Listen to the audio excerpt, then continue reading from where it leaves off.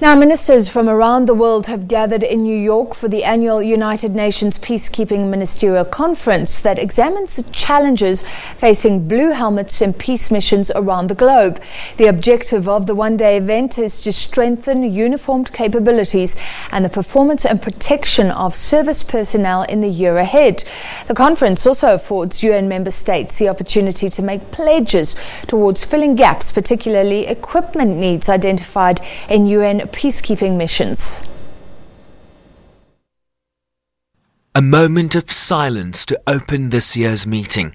With 27 UN blue helmets killed in violent acts in 2018 alone, in a world where theatres of conflict have become more complex, requiring peacekeeping operations to keep pace. In the Central African Republic and many other missions, we need helicopters that can operate 24/7 for medical and casualty evacuations from remote areas. Elsewhere, we need armed utility helicopters, intelligence, surveillance and reconnaissance units, quick reaction forces, and air medical evacuation teams. I urge you to consider contributing these high-value and critical capabilities, and I assure you they will be utilized effectively and efficiently in accordance with our command and control policy. Military personnel are deployed in 13 missions around the world, 7 in Africa, including the DRC, where the SANDF has battalions. But just 4% of all UN military personnel are women.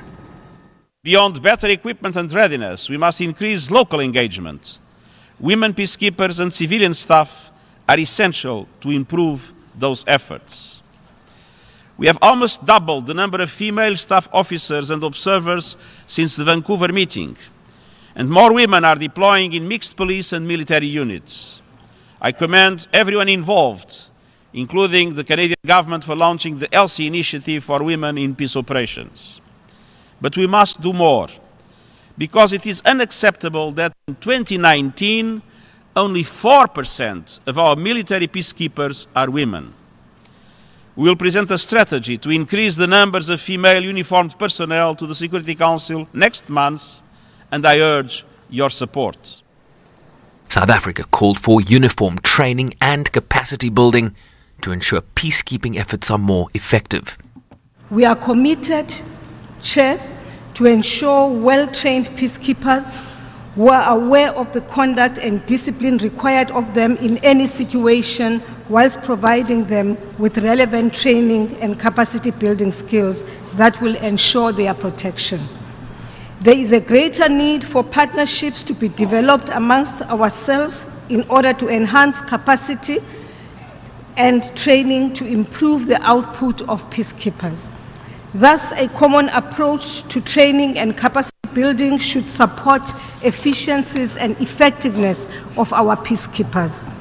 In this regard, we have a common understanding and perspective as SADC of the importance of a triangular partnership between the United Nations, AU, and the region.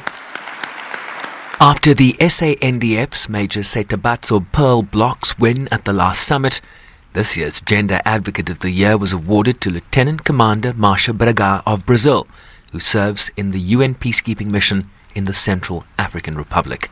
Bryce-Pease, SABC News, New York.